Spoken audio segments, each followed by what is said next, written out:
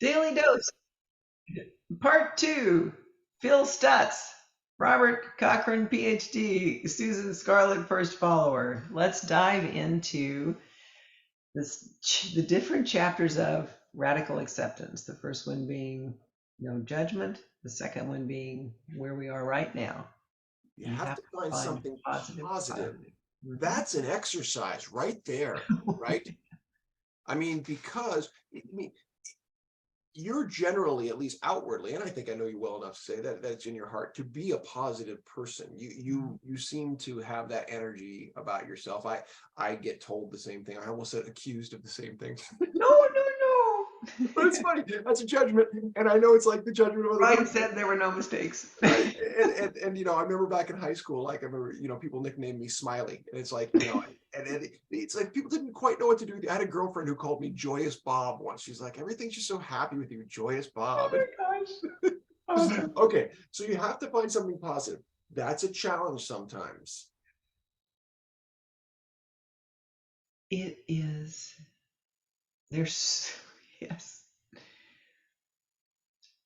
It almost feels like an impossible hill to climb.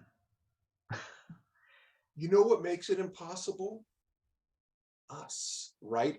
Remember, we were talking about being stuck in the place because if we can't see it, this gets back to one of our new favorites, right? Less lifting, quit trying to lift it off yourself and link to someone else. Get Mhm. into their mojo. And I don't mean Such steal. Don't, cool. what I mean is yes and what they're doing, right? They're having fun. Just go over and contribute to the fun. Even if you don't feel like it, Exactly, exactly. So we're striving toward radical acceptance, and this is going someplace that I'm so tickled with myself that I thought of this. So I love that. The next one is you can't have any negativity in there. yeah. So if you're going to get to radical acceptance, you got to kick negativity to the curb too. Hmm. That's This almost is kind of first follower lone nut stuff. Because if anybody along the way had stopped to go, you're doing it wrong, or this is dumb, or stop, whatever, added that, but they didn't, right? Lone Nut's doing his thing. The first follower totally positively comes up, and Lone Nut embraces him. And then the next person comes up and is there, and all of a sudden, right, they're all positively contributing to that radical movement. yeah. I mean, they may have been sitting on that hillside when the Oh, they were, not started going negative, negative, negative. but they couldn't get in until they dropped it. Yeah. That's And then, interesting. yes. They couldn't get in the in crowd until they dropped their stuff and linked into that. Ooh, that's powerful. Good. Yeah. So then um, he had Jonah, I believe this is right. Had him close his eyes, and then he took him through a kind of visualization. And I don't want to get it wrong, so I'm not going to quote the whole thing. Um, and at the end, he named what happened grateful flow. Mm.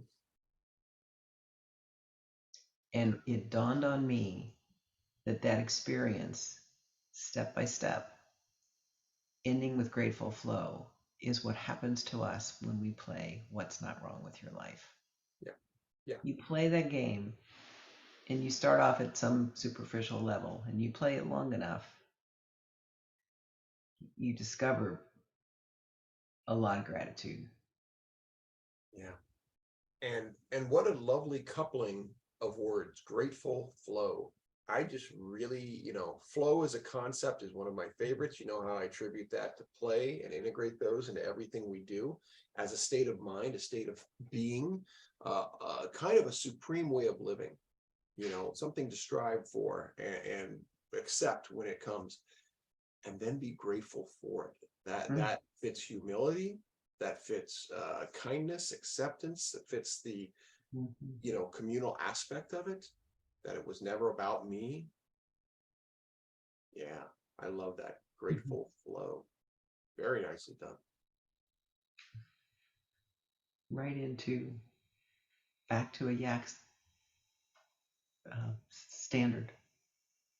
What's not wrong with your life is like a hallmark let's make sure we put grateful flow up on the power words and phrases. That's a good one. See if anybody notices.